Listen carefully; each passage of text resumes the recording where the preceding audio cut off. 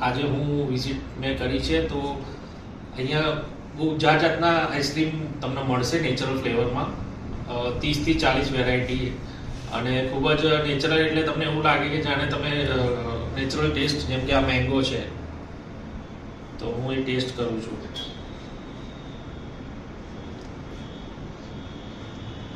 ખૂબ જ સરસ, એવું લાગે છે જાણે કેરી ખાઈ રહ્યો છું.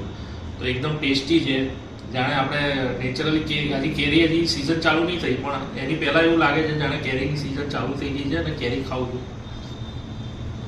પછી આ કોકોનટ છે,